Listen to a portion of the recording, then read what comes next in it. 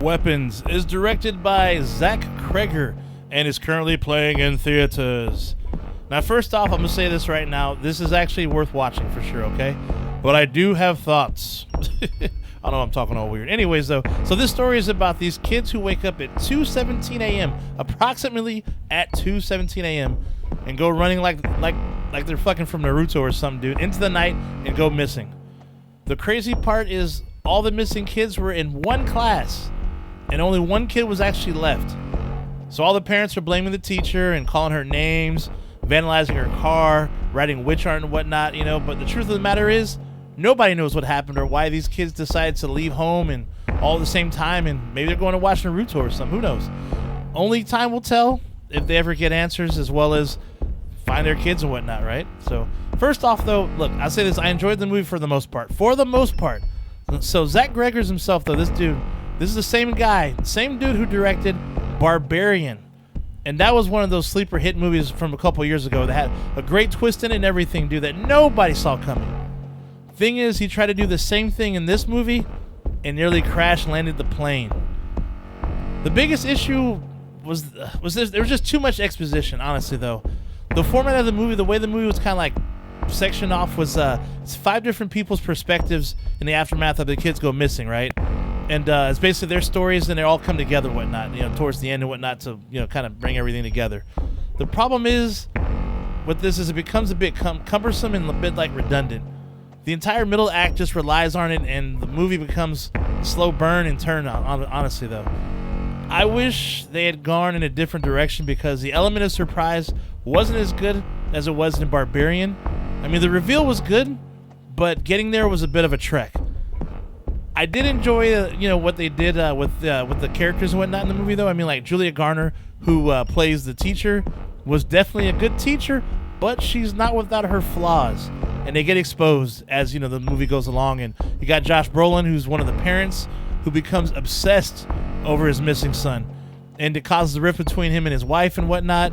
The kid named Carrie Christopher, who plays Alex, one of the missing kid, the only kid who's left in the classroom. The kid puts on a great performance and is vital in the story, and I mean that, vital. The cinematography was the chef's kiss, dude. Mwah! My goodness, dude. There's like these cool ass swivel shots and turning angles and these tight shots focused on a person and whatnot, and you don't quite know what's like gonna be around the corner, dude. The cinematography was god tier. That's the best way I could put it, man. I mean, they force your anticipation of what the hell may come into frame, dude. It was great, dude. I mean, my goodness. I can't give it enough praise, dude. Seriously. And thank the fuck Christ, dude. We have some good bloody violence for once. Oh, my God, dude. It's like drinking, it's like when you haven't drank, forever, dude. You get that good-ass, cold-ass, glass of water. You're just like, thank you, Lord. That was, dude, yes. You finally got some good bloody violence, man. Especially the ending, dude. My goodness. Yeah, Gregors did an excellent job in hiding the evidence in plain sight of what's going on. If you actually paid close attention, you actually notice it. And I started kind of thinking about it as I'm watching, oh shit, damn, there we go. It's really cool, man. He does a great job with it, though. Which is why I didn't really need all the exposition, to be honest with you. Or at least as much as there was, I should say. But the reveal itself, like I said, was a bit ambiguous, but in all the right ways, because some things don't need to be explained, though. I mean, you just kind of got to put the pieces together yourself, and I thought that was good. And this movie also takes a fairy tale approach in many ways, and I like it. Some might get that, and some might not, though. I'll see if anyone notices when you watch it. But overall, yeah, I did enjoy it. God-tier camera work, great acting, great performances, good tension building, nice bloody nastiness. It's just that middle part that hinders it a bit. Could have been a great movie, but it's a really good movie, if that makes any sense. I mean, really curious to see how the crowd reacts to this one, though. I mean, it's not as good as Barbarian, but it's still a strong second outing for Gregors, though. So kudos on that. Just shows you that lightning in a bottle can't strike twice sometimes, though. I hope he takes a different approach in his next movie, doesn't try and do all this crazy exposition and whatnot. But who knows? I mean, who knows what he's got in plan? But regardless, though, I'm a fan of his. And because he knows how to make a good horror movie, dude. A very good horror movie. So I back him, dude, regardless, though. And I hope this movie does make some decent coin over the weekend, because I would like to see this actually be number one. I doubt it will, but at least make some good money, though, because, yeah, I hope so. Anyways, though.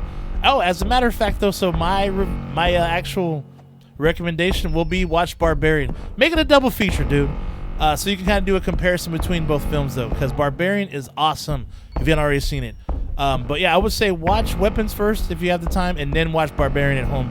It's available on YouTube if you haven't seen it, of course. Though. But also, so yes, I'm still working on the Evil Dead video I was talking about, Evil Dead Part 2 video. I just wasn't happy with the outcome of the video I made originally, so yeah, I'm trying to get that one done by next week, though. So yeah, look out for that. But anyhow, though, that's all for today. Stay nasty, my friends, and I will see you at the next one. Have a great weekend, and I'll see you guys next week. Shay Nasty out. I'll see you soon. Like and subscribe.